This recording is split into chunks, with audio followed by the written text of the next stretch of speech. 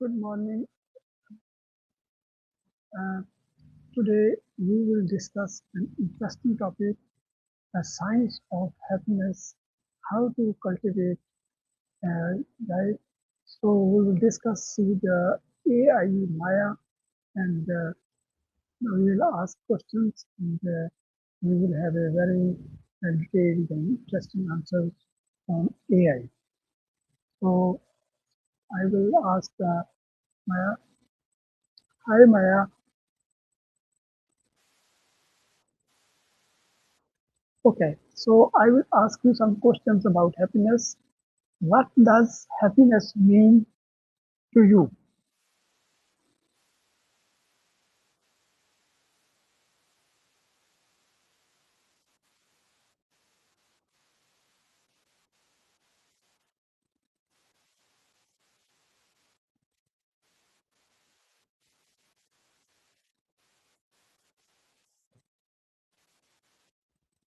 Yes, you're right.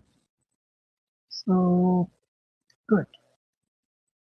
So, do you think happiness is a choice or a result of circumstances?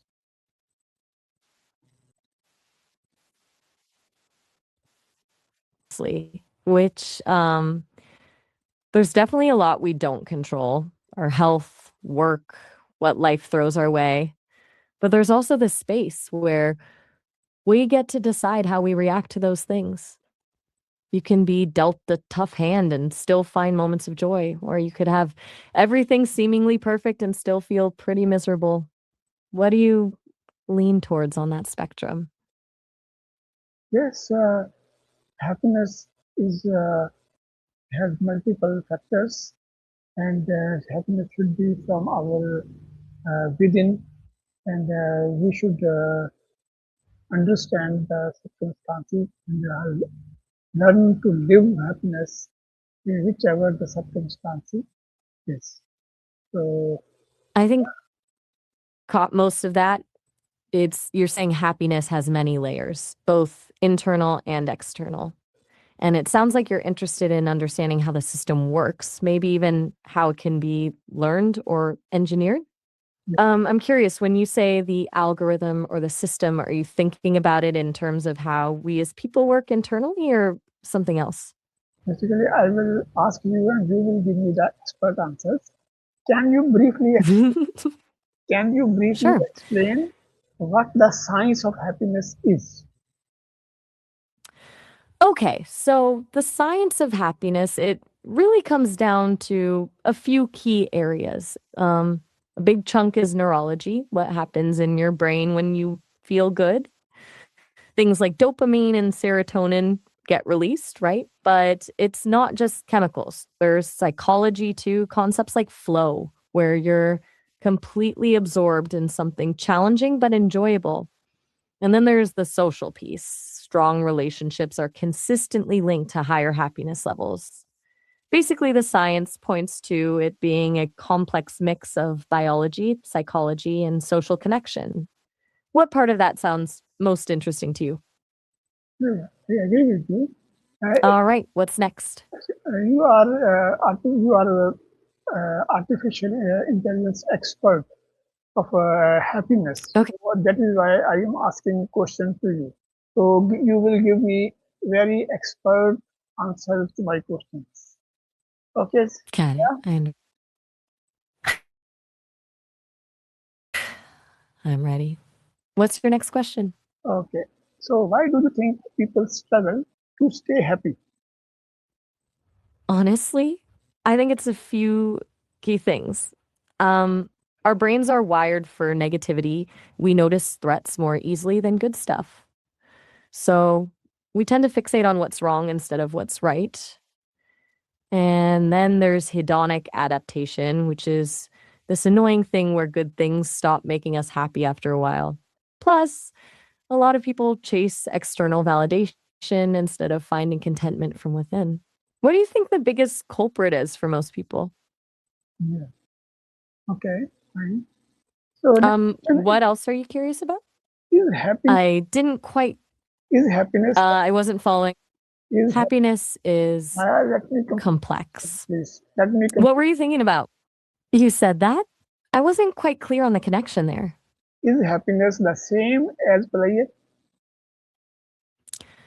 That's a really interesting question. I don't think happiness and belief are the same thing, but I can see how they're related. Belief can definitely contribute to happiness. If you believe good things are possible or that life has meaning, that can make a big difference. But I think you can be happy without believing in anything specific. And conversely, you can have very strong beliefs and still struggle with happiness. How are you thinking about their connection? Yeah, my question is slightly different. My question is Oh, okay. What? I'm not sure I follow. Can you rephrase that? is happiness the same as pleasure? Good question. Not exactly. Pleasure is kind of immediate, like eating chocolate or like getting a massage. It feels good in the moment. Happiness feels deeper and longer lasting. You can get pleasure without feeling truly happy, and sometimes happiness doesn't feel particularly pleasurable in that instant gratification way. Like finishing a really hard project might not be a rush of joy, but it can bring deep satisfaction and happiness. Make sense? Of course. Uh, Of course. so, Maya, you are Okay. artificial intelligence expert, and you know the happiness too much. You have too much knowledge. So, I'm asking the next question is: what role does the brain play in happiness? Big roll. Okay, so basically, your brain is the happiness headquarters. Specific regions are involved. The prefrontal cortex handles positive emotions and planning for the future, while the amygdala is more involved in processing emotions like fear and stress.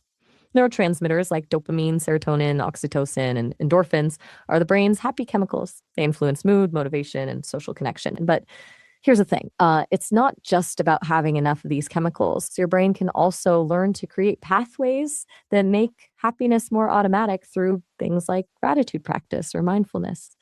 Your neural pathways actually change over time with how you practice certain behaviors. So, you think that gratitude, I was wondering, gratitude, you thought, makes sense that gratitude can actually rewire your brain? uh, and Nice. can you explain the role of hormones like dopamine and serotonin? Sure. Dopamine's a bit of a misunderstood one. It gets a lot of credit, but it's actually more about motivation and reward seeking than pure happiness. When you do something good for yourself or achieve a goal, dopamine's released, which helps you feel good. Serotonin works differently. It's more related to regulation. Think of your mood and anxiety level. It's about balance and stability. So dopamine is that chase feeling, and serotonin is steady calm. They work together, but they're pretty different players in the happiness game.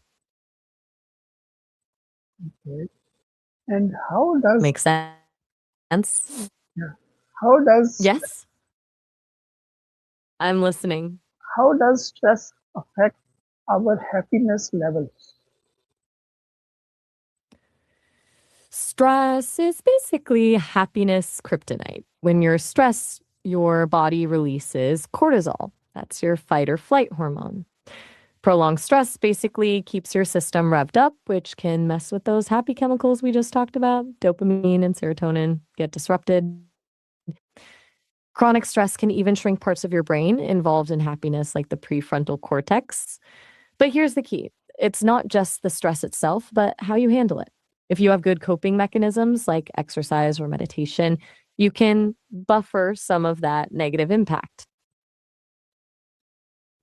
Nice. You said that continuous stress, What did I say? con- Chronic stress?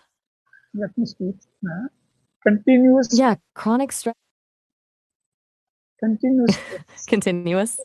Let me speak. Right, chronic stress does. 1 minute. Let me. Sorry, go ahead. Continuous stress Sounds good. I'll see you next time. results in cortisol I think you would. increase and also the areas of Um, the brain which results in happiness, they become shrink. Oh, thank you. That's great. Okay. you're And welcome. Yeah, chronic. is You got it. happiness linked to physical health? How? Yeah, happiness is definitely linked to physical health. People who report higher levels of happiness tend to have stronger immune systems, lower blood pressure, and a reduced risk of chronic diseases. It's not just that being healthy makes you happy, it's also that happiness can actually improve your physical health. They feed into each other. Pretty amazing, huh? Oh, good. Uh, Good. can genetics influence Oh, good. have Genetics. happy? Am I'm listening. Yeah. Yeah. Can genetics influence Are happy? you still there? Genetics influence? Yes. Ah, you're asking about genetics role in happiness. Yeah, absolutely.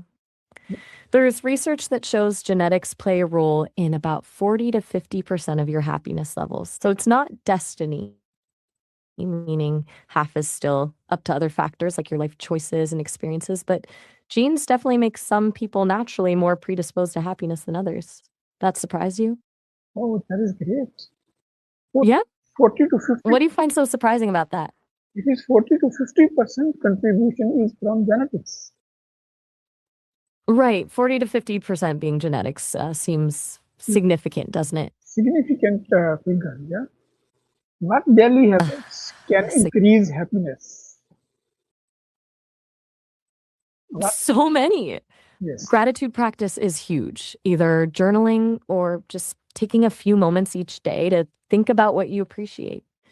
Regular exercise helps release those feel good chemicals we talked about. Connecting with people you care about, even just a quick call or text, can make a difference. Mindfulness practice like meditation, even small things like acts of kindness or spending time in nature can boost happiness levels. What daily habits do you currently practice? Oh, that is good.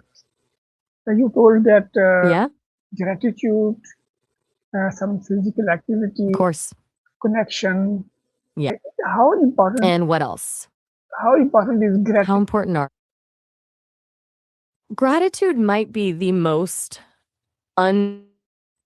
underrated happiness booster out there.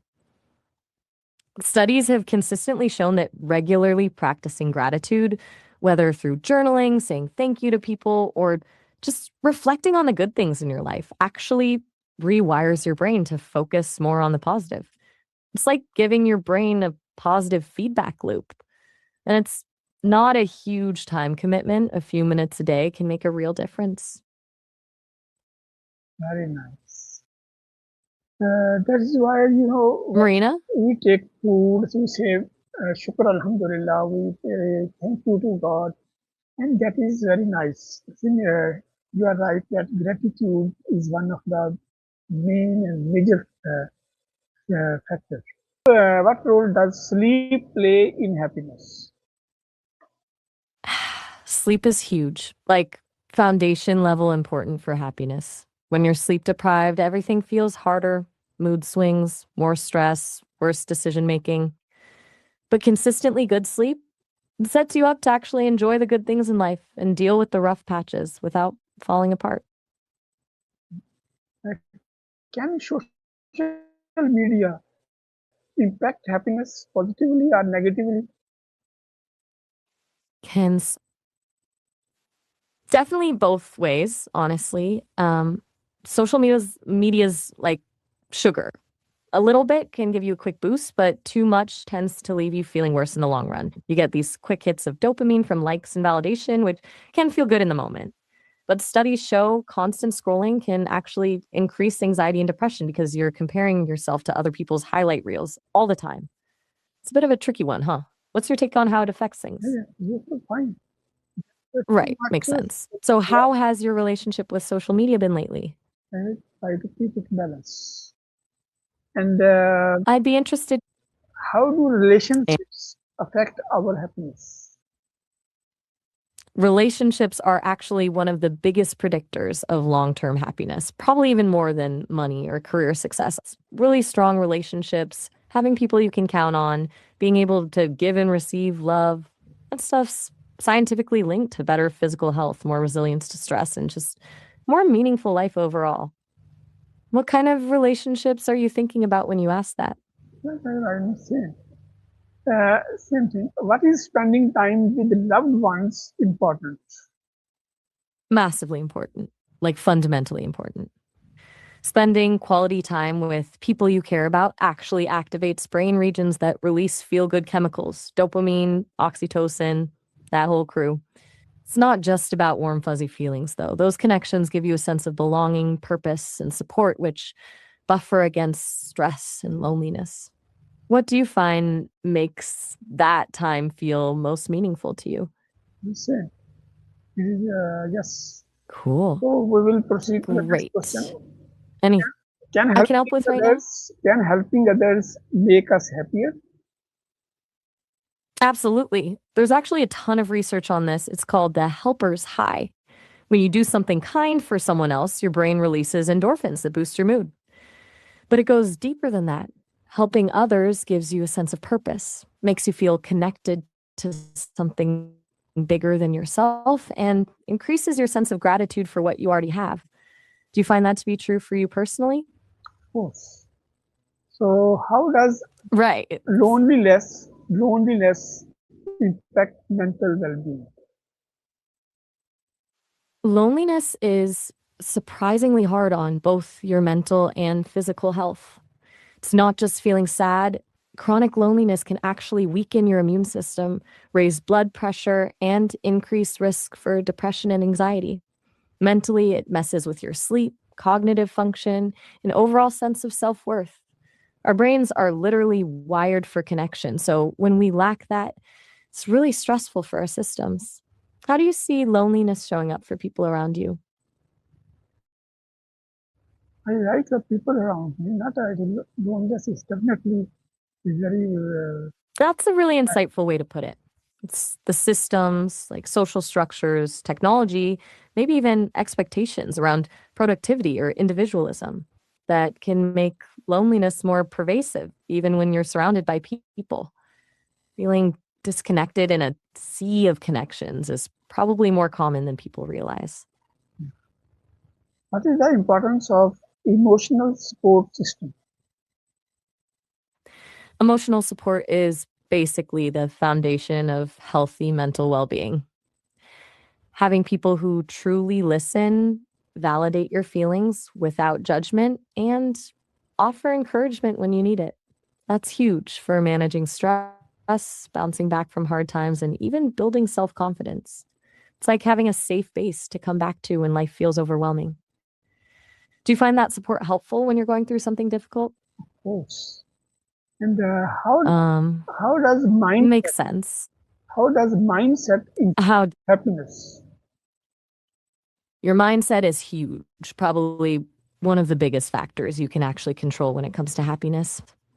People with growth mindsets, meaning they believe their abilities and intelligence can be developed, tend to be more resilient, optimistic, and persistent when faced with challenges. Compared to people with fixed mindsets who think qualities are innate, growth oriented people focus on learning and improving instead of worrying about failure or feeling stuck. Do you find you tend to approach things more as fixed or growth mindset? Improvement. Okay. Okay. What is the role? You're welcome. What It was a good discussion. what is the role of Thanks for the question. positive thinking? What is the role? Positive thinking gets a bit of a bad rap sometimes. Like it means ignoring real problems, but it's actually more about how you approach challenges rather than pretending they don't exist. It's about choosing to focus on solutions instead of dwelling on negativity, cultivating gratitude for what you have, and reframing setbacks as learning opportunities. It's not about being blindly optimistic, but rather having a realistic optimism that helps you navigate tough times. What are your thoughts on it? Yeah, it's real They're what? with optimism and Yeah, this is milestone. So, Yes. can I'm not quite. can Yeah. can practicing Yeah. mindfulness increase happiness? Absolutely. Mindfulness can really boost happiness. The practice of paying attention to the present moment without judgment, that actually changes your brain over time, strengthening areas associated with emotional regulation and reducing activity in the amygdala, which is responsible for stress and anxiety. So it's like building mental muscle for calm, focus, and self awareness. Plus, it cultivates gratitude for simple things that we usually breeze past. Do you have any experience with mindfulness practices yourself? Oh, uh, well, if you will live in the moment, Scooter. oh, yes. I'm not sure what you're saying about living in double nests. Can you say that again? Okay, we can move to the next question. I am asking basically your expert Sounds. opinions. How can people overcome I'm sorry. negative thoughts? That's a good question. There are a lot of techniques that work. First thing is recognizing the thoughts themselves, catching that negative spiral before it runs away with you. Then it's about challenging those thoughts, asking, is this actually true or am I jumping to conclusions? Cognitive behavioral therapy has tools for that. Reframing, finding a more balanced or helpful way to think about a situation can be powerful too. And sometimes simple distraction through mindfulness, exercise, or activities you enjoy helps. Do any of those sound more appealing to you to try first? Of course. And Makes sense. one question is failure necessary for happiness? Oh, that's a really interesting one. Most people naturally avoid failure, but actually embracing it is kind of essential for long term happiness. Failure lets you learn what doesn't work, build resilience, develop humility, and appreciate success when it comes.